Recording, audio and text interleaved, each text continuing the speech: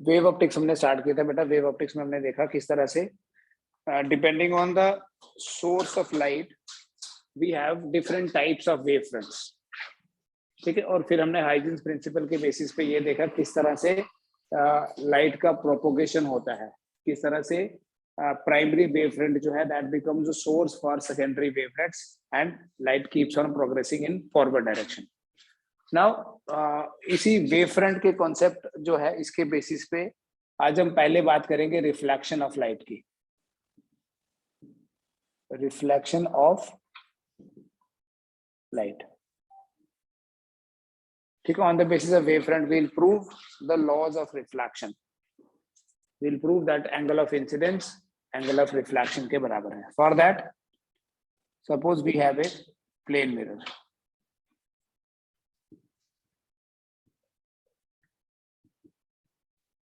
इस plane mirror के ऊपर एक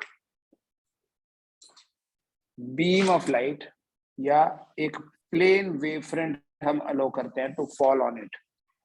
ये आपके पास एक प्लेन वेव फ्रंट है ऐसे,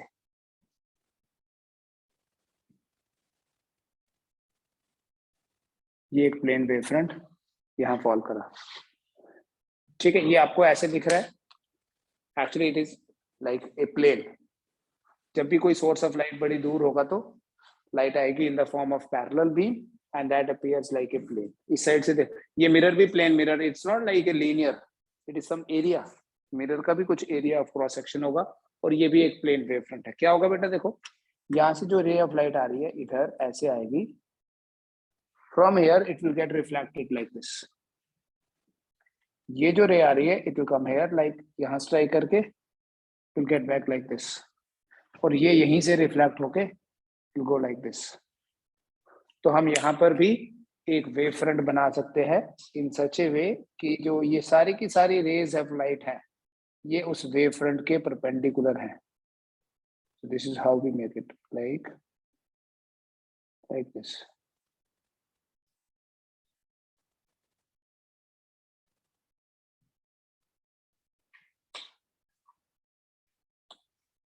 ठीक है, we call this as A dash, A double dash, इसे बोल देते हैं B, B dash, B double dash. A plane wave front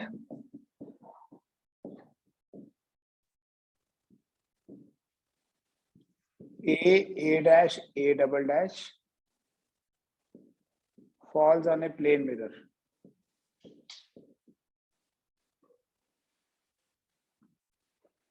जो वेव फ्रंट है बेटा वो सिर्फ ज्योमेट्रिकल कंस्ट्रक्शन होती है, हम सिर्फ बनाते हैं उसको, एक्चुअली तो लाइट है। अभी तक भी हम वेव नेचर को डिस्कस नहीं कर रहे हैं। ये इंसिडेंट वेव फ्रंट है और ये रिफ्लेक्टेड वेव फ्रंट है। B dash, B double dash is the reflected wave front.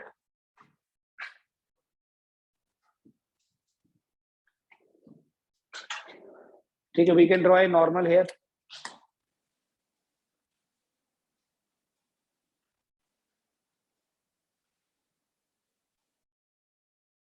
And say that this is angle of incidence. In the similar way, this will be angle of reflection. But आपको एक चीज बताई थी कि जो ये raise of light होती हैं ये वेव फ्रंट के परपेंडिकुलर है। दैट मीन्स ऑब्वियसली कि आपके पास एक राइट एंगल ट्रायंगल, इस पॉइंट को O बोल देते हैं। ये I है, ये 90 माइनस I हुआ, ध्यान से इधर देखना ज्योमेट्री, तो ये भी I हुआ because 90 minus I plus I will be again 90, एक तो 90 है ये। बिल्कुल वैसे ही देखो यहाँ ये वाला 90 डिग्री एंगल है क्योंकि लाइट हमेशा वेव फ्रंट के परपेंडिकुलर है। ये अगर R है तो ये हुआ 90 माइनस R, तो ऑब्वियसली ये जो है ये भी R हुआ,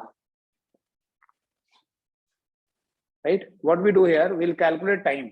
बेसिकली अगर आप इसको थोड़ा सा लॉजिकली समझें तो क्या होगा, देखो ये जो रे है ये सारा डिस्टेंस ऐसे ट्रेवल कर रही है, बिफोर रिफ्लेक्शन ही ट्रेवल कर रही है, ये वाला कम है, ये वाला जो डिस्टेंस है ये, और फिर ये मिला के बना एक्चुअल। इसी तरह से अगर कोई रे ऑफ लाइट इधर से आएगी ये वाला डिस्टेंस कम होगा तो ये ज्यादा होगा, और अगर ये ज्यादा होगा तो ये कम होगा। पता चल रहा है कैसे? ये प्लेन मिरर है, बड़ी सारी रेज आ रही हैं लाइक दिस, ठीक है, they form A wave front. ये यहीं से रिफ्लेक्ट हो गई, जहां फॉल करेगी वहीं से रिफ्लेक्ट होगी ना। तो अब वेव फ्रंट हम बनाते हैं खुद। ये है इंसिडेंट वेव फ्रंट और ये है रिफ्लेक्टेड वेव फ्रंट, ठीक है। ये वाला डिस्टेंस कम है, देखो ये ज्यादा है, ये बढ़ा, ये कम हो गया, ये कम हुआ तो ये बढ़ गया। बेसिकली क्या है, यहां से यहां पहुंचने में, यहां से यहां पहुंचने में और यहां से यहां पहुंचने में सेम टाइम लग रहा है। corresponding to every point on the incident wavefront, corresponding to every point on the incident wavefront,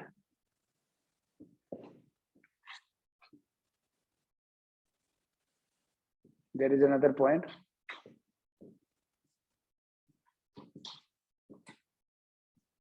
on the reflected wavefront,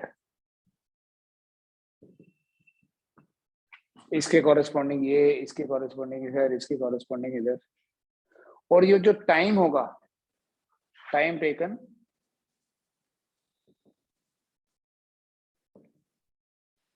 from incident to reflected,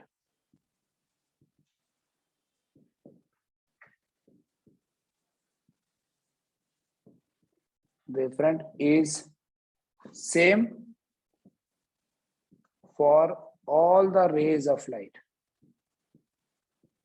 incident से रिफ्लेक्टेड सेम टाइम लगेगा सारी की सारी रेज को। वही टाइम हम कैलकुलेट करके prove करेंगे आई और आर बराबर है।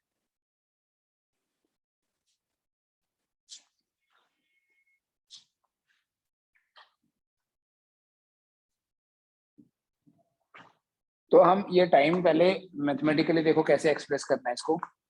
कितना टाइम लगेगा किसी एक पर्टिकुलर रे के ऊपर कॉन्सेंट्रेट कर लो, यहां से यहां पहुंचने में कितना टाइम लगेगा। Time taken by light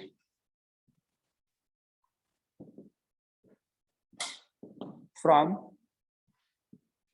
A dash to B dash is T equal to A dash से B dash पहुंचने में कितना टाइम लगेगा। A dash O plus OB dash हो गया distance divided by C, speed of light. Air में अगर हम बात करें ऐसे टाइम देखो होता क्या है, speed is equal to distance upon time, so time is equal to distance upon speed. It means T is equal to A dash O plus OB dash। बेटा इस A dash O को हम लिख सकते हैं AO sin I और OB dash को लिख सकते हैं OB sin R divided by C। कैसे? ये ट्राइंगल आप देखिए यहां बनाओ, A पे I बन रहा है, यहाँ 90 डिग्री है और ये O ऐसे छोड़ दो। यहां देख लीजिए A dash O divided by AO equal to sine I, तो A dash O क्या हो गया, AO sine I। In the similar way यहां ट्राइंगल बना लो, O B dash B, ये R है ये वाला। तो इसमें भी देख लो OB dash परपेंडिकुलर है, OB is the hypotenuse, OB dash is equal to OB sin R। So T हो गया AO sin I plus OB sin R। Again इस OB की जगह लिख सकते हो AB माइनस AO, देख लो। So T will be equal to AO sin I plus OB sin R है, it is equal to AB minus AO sin R divided by C।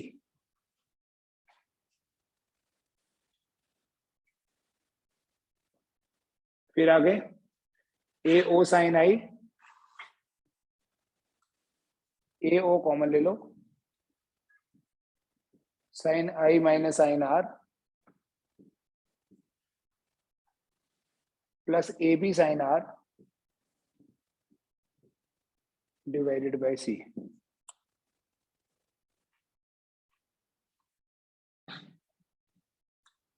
इधर तक कर लो पहले।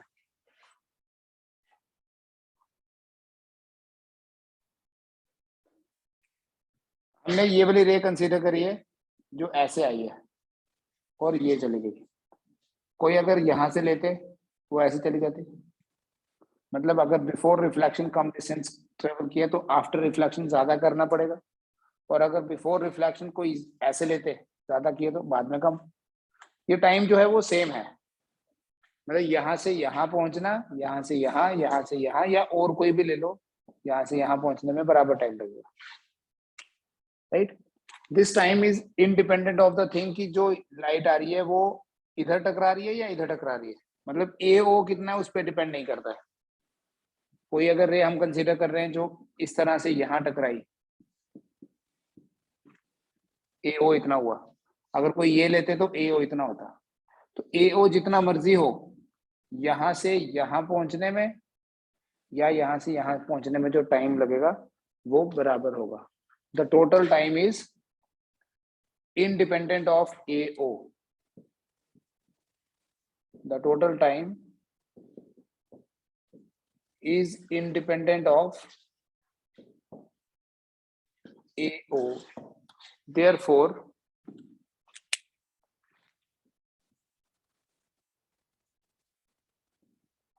the term containing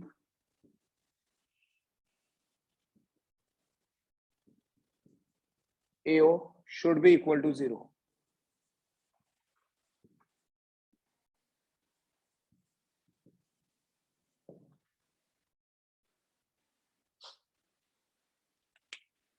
Term containing AO should be equal to 0.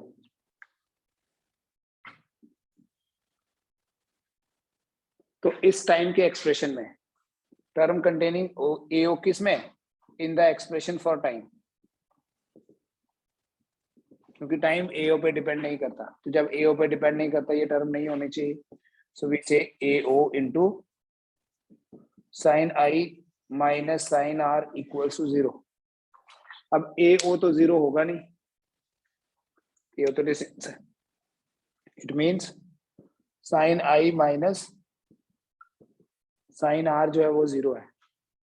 Sign I minus sine R अगर 0 है तो इसका मतलब sine I equals to sin r, which means I is equal to r. So angle of incidence is equal to angle of reflection. This is proof. ठीक है, we can understand reflection process, reflection phenomena with the help of this concept of wavefront. In the similar way, last में आप लिखेंगे, पहले तो I equal to r prove करना था, mathematically तो यही कर सकते हैं। दूसरा लॉ क्या है रिफ्लेक्शन में, इंसिडेंट रे, रिफ्लेक्टेड रे और नॉर्मल जो है they are coplanar, so same is applicable here also. ठीक है, बस रे की जगह आपने वेव फ्रंट लिखना है। The incident wave front, reflected wave front and the normal are coplanar, they lie in the same plane. अब ये प्लेनर क्या होता है, या वेव फ्रंट वाला कॉन्सेप्ट देखो क्या है। मान लीजिए ये है एक मिरर, अभी हम इधर से देखेंगे तो मिरर ये दिख रहा है हमें, बस ये दिख रहा है, but actually it is surface 2D। हमें लाइट ऐसे दिख रही है, ऐसे आ रही है, बट एक्चुअली ये लाइट जो है ये भी एक बीम की फॉर्म में आ रही है, तो ये प्लेन वेव फ्रंट है ऐसे। ठीक है, we are just viewing this portion, या ऐसे रख लो, we are viewing this portion only. तो यहाँ से लाइट आई, तो यहाँ जो नॉर्मल होगा ना वो भी ऐसा, जो हम ऐसे बना रहे हैं ऐसे देख रहे हैं, actually it is like this. तो यहाँ से हर कहीं से लाइट 2 डायमेंशनली देखो इसको, यहाँ से लाइट्स आ रही हैं और ये रिफ्लेक्ट हो गई, ये आ गई रिफ्लेक्टेड बीम। हमें ये दिख रहा है सिर्फ इस साइड से ड्रॉ करेंगे तो, बट एक्चुअली इधर भी है लाइट, और नॉर्मल भी ऐसे है, और ये आ गया हमारे पास रिफ्लेक्टेड वेव फ्रंट, ये इंसिडेंट वेव फ्रंट था, नॉर्मल भी इधर ही है, तो इसी प्लेन में है, इस प्लेन में कुछ भी नहीं है।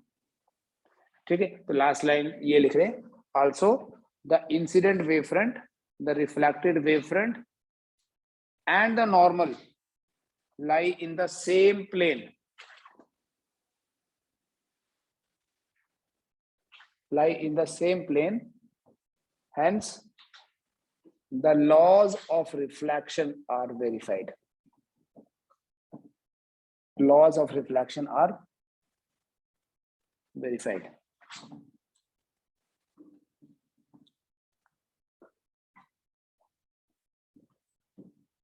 बेटा इसी कॉन्सेप्ट को यूज करके we can also prove refraction. Refraction laws, the laws of refraction on the basis of wavefront. Refraction of light.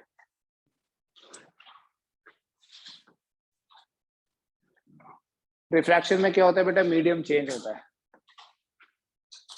ये सपोज करो कोई बाउंड्री है जो सेपरेट कर रही है किसी रेयरर मीडियम को फ्रॉम ए डेंसर मीडियम.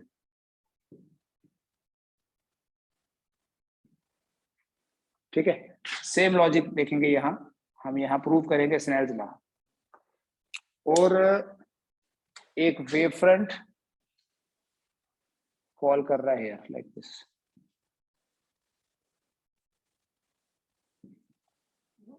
ठीक है, वैसे ही नाम रख लो ए डैश ए डबल डैश. इसे बोलेंगे इंसिडेंट वेव फ्रंट.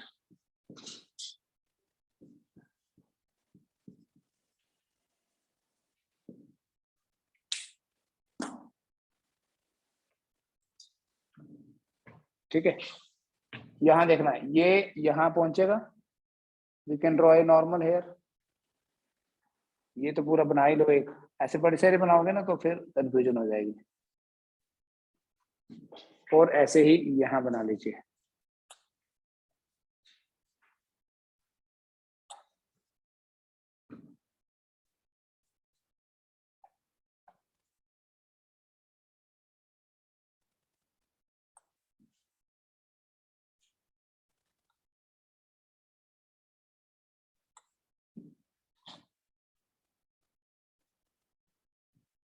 ये जो रे ऑफ लाइट है ये ऐसे रिफ्रैक्ट हो जाएगी टुवर्ड्स द नॉर्मल. क्यों? रे टू डेंसर आ गई. We call this as angle of incidence और ये angle of refraction. In the similar way, पहले देखना फिर बनाना. ये जो यहाँ आई, यहाँ टकराई, ऐसे आ गई, इसके पैरेलल है. और यहाँ वाली रे ऑफ लाइट ऐसे आ गई.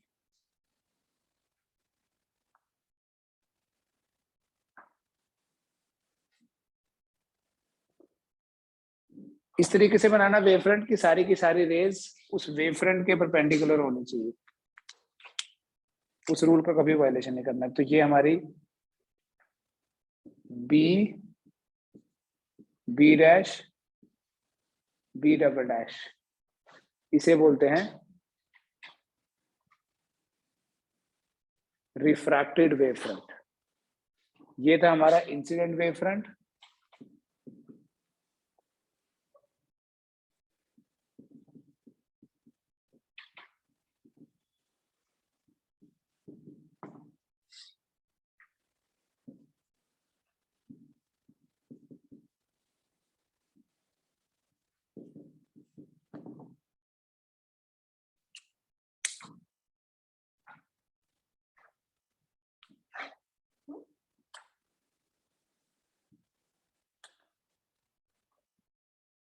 सेम लॉजिक लगाना. ये आई है, ये भी आई होगा. ये आर है तो ये भी आर होगा.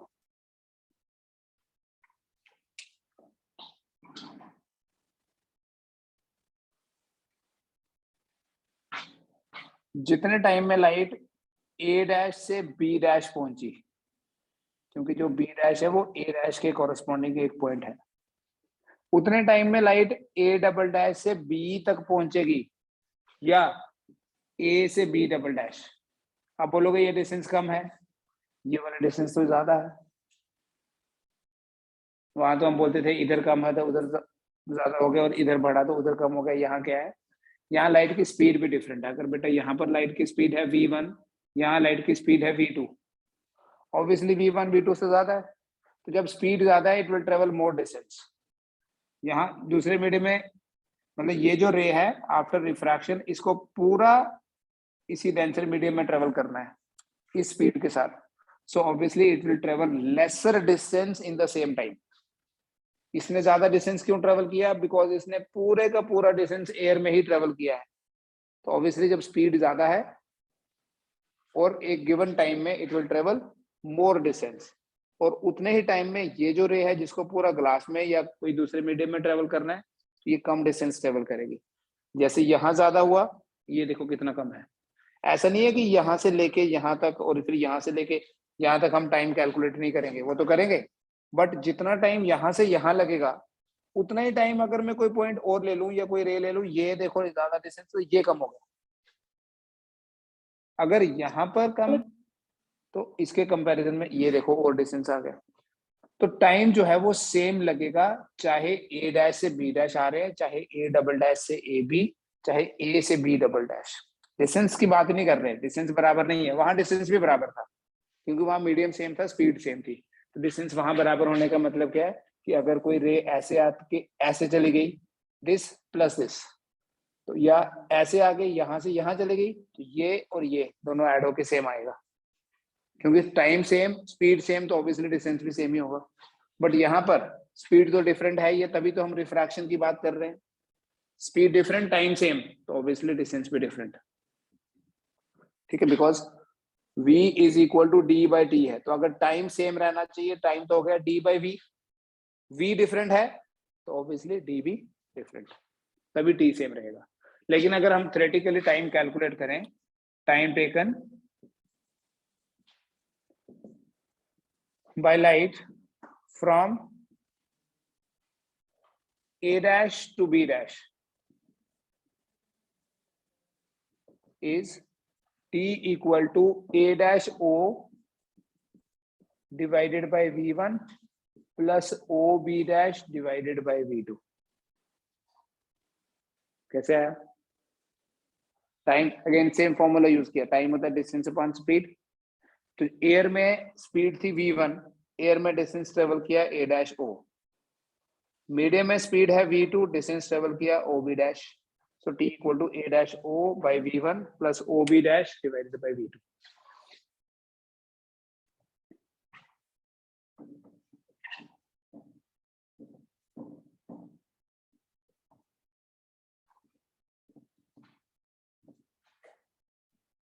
ए डैश ओ, फिर से बेटा सेम लॉजिक से देखना, ये A dash O is equal to A O sine I,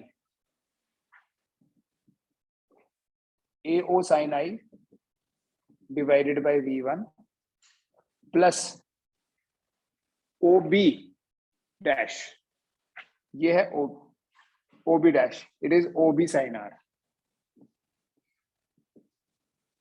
divided by v2।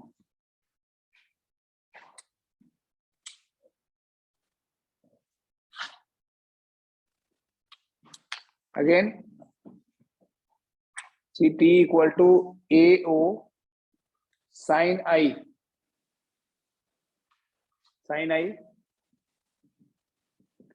Divided by v1 plus O B जो है, यहां देखो O B is equal to A B minus A O,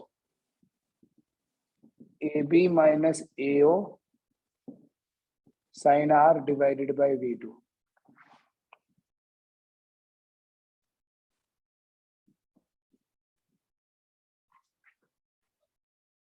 It can be expressed as t equal to AO sin I by V1 plus AB sin R by V2 minus AO sin R by V2। So T will be equal to AO ले लो common, इसमें से और इसमें से, sin I by V1 minus sin R by V2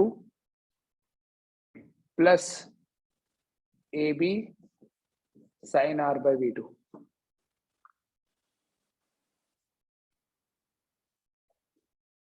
अब ये जो time है ये एओ पे डिपेंड नहीं करना चाहिए।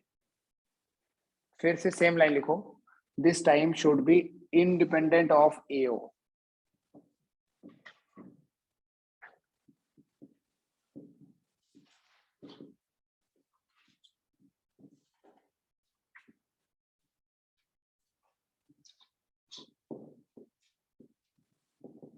Therefore, the term containing AO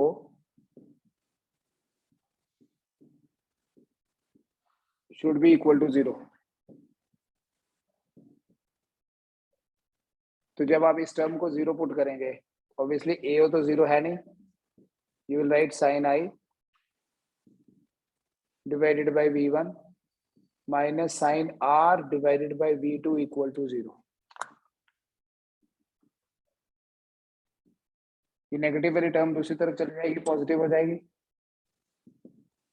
sin I by V1 equal to sin R by V2। तो देखो बेटा, sin I divided by sin R बन गया V1 by V2, एंड आपको पता है V1 by V2 जो है वो तो μ/1 होता है, रिलेटिव रिफ्रैक्टिव इंडेक्स की यही डेफिनेशन है। तो अगर आप इस इक्वेशन को इसके साथ कंपेयर कर लो तो बोलेंगे μ/1 equal to sin I by, and this is nothing, it is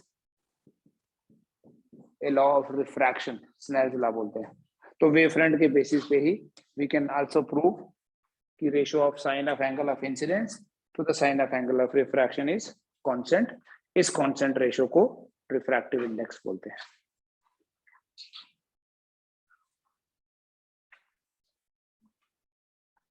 ठीक है, एक तो स्नेल्स लॉ हो गया, sin I by sin R is constant, and the last is also the incident wave front, refracted and normal। अब यहाँ पे normal देखो, इट्स लाइक दिस, ये नॉर्मल है जो एक बाउंड्री दूसरी बाउंड्री को सेपरेट कर रहा है। ठीक है, ये नॉर्मल है ऐसे। तो लाइट यहाँ से आई, यहाँ से रेज ऑफ लाइट आई और यहाँ से निकल गई ऐसे। ठीक है, हर एक रे के परपेंडिकुलर। इंसिडेंट वेव फ्रंट, बस रे की जगह वेव फ्रंट लिख देना है। Incident wave front, refracted wave front and normal जो है दे आर कोप्लेनर। फिर ब्रीफली हम डिस्कस करेंगे एक चीज और, it's called as the behaviour of lens mirror. Behaviour of mirror, चलो पहले प्रिज्म की बात करते हैं। बिहेवियर ऑफ प्रिज्म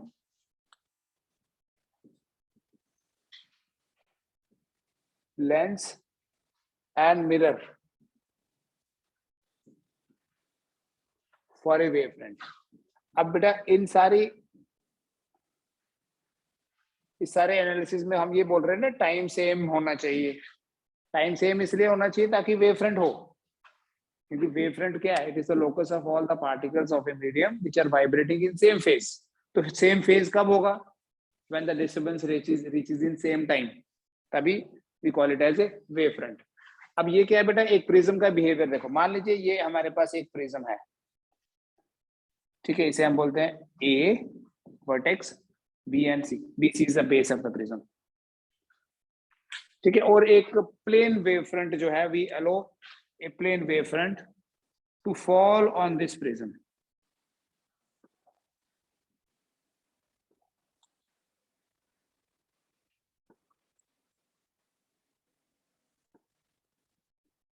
ये एक प्लेन वेव फ्रंट है।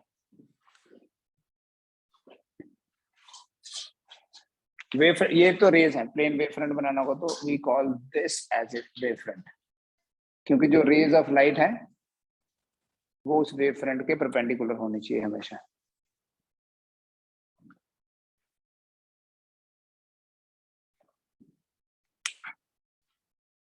नाउ ध्यान से देखना, मान लीजिए ये पॉइंट है 1, ये 2, ये 3, यहाँ कुछ भी हम प्रूव नहीं करने वाले। ये बीसी तो प्रिज्म का बेस है। ठीक है, यहाँ 3 रेज हैं, तीनों को नाम दे दिया 1 2 3। We draw a normal here, और ऐसे हमने ये पूरा पढ़ा कैसे, ये रिफ्रैक्टेड रे और ये एमर्जेंट रे।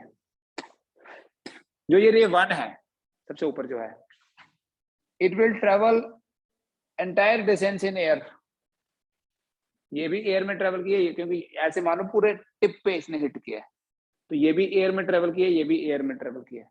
और ये जो रे 3 है, it will travel entire distance in glass, because इससे ज्यादा तो थिकनेस है नहीं ग्लास की, तो ये तो पूरा ग्लास में ट्रेवल कर रही है, राइट। ध्यान से देखना, इसने पूरा एयर में ट्रेवल किया है, इसने एयर में भी ट्रेवल किया, ग्लास में भी ट्रेवल किया, फिर एयर में ट्रेवल कर रही है, बट ये पूरा ग्लास में। तो अगर एक रिफ्रैक्टेड वेव फ्रंट या एमरजेंट वेव फ्रंट बनानी होगी, तो एमरजेंट वेव फ्रंट कैसी बनेगी? ये रेज आ गई, रिफ्रैक्ट एमर्ज हो गए फ्रॉम द प्रिज्म, तो wave front should be perpendicular to the rays, या rays should be perpendicular to the wave front. इस 3 के कॉरेस्पॉन्डिंग ये है 3 डैश, 2 के कॉरेस्पॉन्डिंग ये है 2 डैश, 1 के कॉरेस्पॉन्डिंग ये है 1 डैश। देखो जितना टाइम इस 1 से 1 डैश तक लगेगा, उतना ही टाइम 2 से 2 डैश, और उतना ही टाइम 3 से 3 डैश। अब यहां बोलोगे ये वाला डिस्टेंस तो कम है as compare to this distance, वो इसलिए क्योंकि यहाँ स्पीड ज्यादा है, यहाँ स्पीड कम होगी, तो ऑब्वियसली ये वाला डिस्टेंस देखो, ये ऐड करो, ये ऐड करो, ये डिस्टेंसेस बराबर नहीं है, but time will be same. और यहाँ तो जब पूरी की पूरी थिकनेस ही ट्रेवल करनी है उतने ही टाइम में, तो ऑब्वियसली ये डिस्टेंस और कम होगा। दिस प्लस दिस, ये ज्यादा बड़ा डिस्टेंस है एज कंपेयर टू दिस, ये उससे भी बड़ा है। तो ये तभी पॉसिबल है अगर ये वेव फ्रंट शिफ्ट हो जाए towards base of the prism. तो एक प्रिज्म का बिहेवियर क्या है बेटा, देखो, when a plane wave front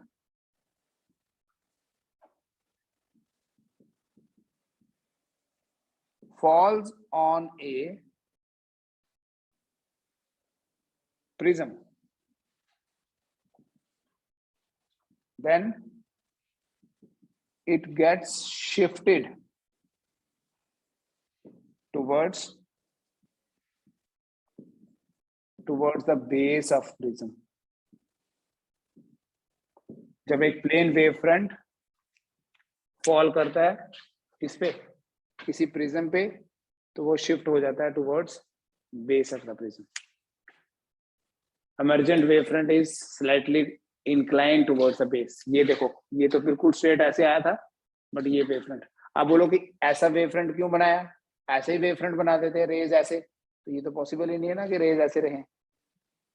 जब भी वेव फ्रंट बनाना है, the rays of light should be perpendicular to the wave front.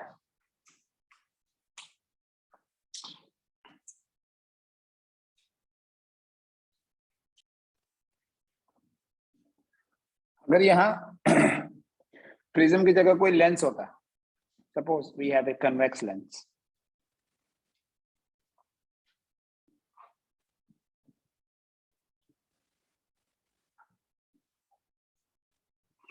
अगर हमारे पास एक कन्वेक्स लेंस है,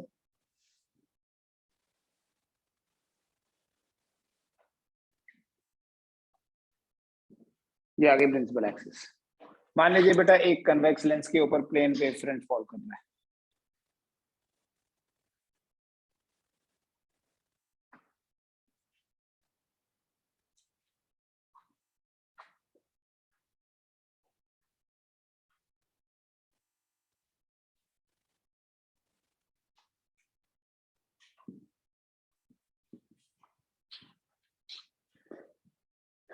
ए डैश ए डबल डैश, ठीक।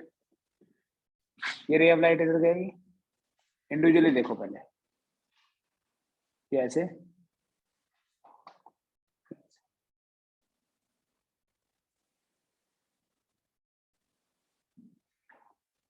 Name it as 1 2 3, just before touching the lens, right. ये जो रे नंबर 1 है,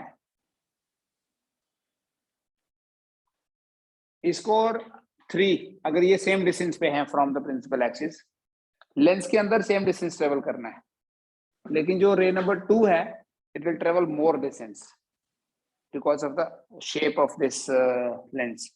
यहाँ से थिकनेस ज्यादा है, तो इसने ज्यादा डिस्टेंस ऑब्वियसली ट्रेवल करना है, ध्यान से देखना एक चीज, जितनी देर में लाइट यहां से यहां पहुंचती ये वाली, उतनी देर में ये जो लाइट है ये तो यहां से बाहर निकल के यहां कहीं पहुंच जाएगी, है ना, क्योंकि ये वाला डिस्टेंस तो कम है, तो इट विल रीच हियर। ऐसे ही ये वाले रे ऐसे जाके इधर तक पहुंच जाएगी जितनी देर में ये यहां आता। तभी हम बोलेंगे कि ये जो पॉइंट्स हैं they are in same phase. जब इंफॉर्मेशन, जब डिस्टरबेंस, जब एनर्जी, जब लाइट यहां पहुंची तभी यहां, तभी यहां। ठीक है, क्यों टाइम बराबर है? क्योंकि इसने सारा डिस्टेंस, सारी थिकनेस ट्रेवल करनी है, ऑब्वियसली स्पीड कम है तो टाइम, स्पीड कम है तो डिस्टेंस ये पूरा ज्यादा ट्रेवल करना, तो टाइम ऑब्वियसली उतना ही लगना चाहिए। लेकिन अगर हम ऐसे लॉजिकली देखें, ये तो यहां से यहां जल्दी पहुंच जाएगी, ये अभी मतलब इधर ही पहुंची होगी, तो उतनी देर में, जितनी देर में ये यहां से यहां आती, ये तो आगे निकल के यहां पहुंच गई। तो वेव फ्रंट कैसे बनेगा? Wave front is the locus of those particles which are vibrating in same phase, मतलब वो पॉइंट्स जहां लाइट सेम टाइम पे पहुंची। तो जब यहां पहुंची तब ये वाली लाइट यहां थोड़ी ना होगी, यहां कहीं होगी।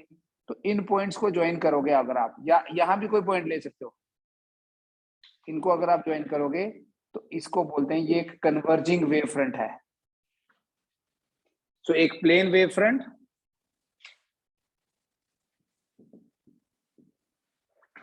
लेंस के साथ इंटरैक्ट करके कन्वर्जिंग वेव फ्रंट बन जाता है। और मिरर के साथ भी ऐसा ही है। डायग्राम बना के देखो, पहले ये बना लियो।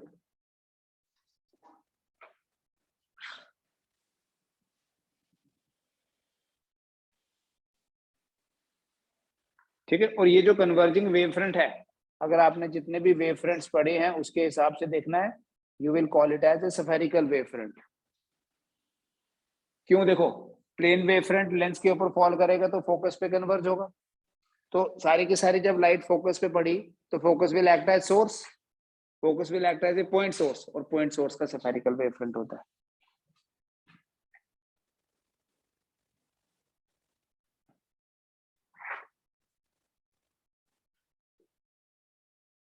Now if we have a concave mirror, ये कन्वेक्स लेंस हो गया, एक कनकेव मिरर के ऊपर प्लेन वेव फ्रंट लो करो,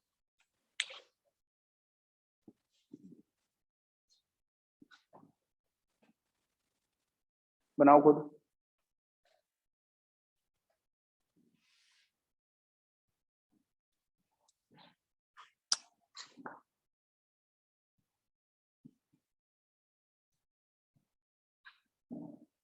ये एक प्लेन वेव फ्रंट है,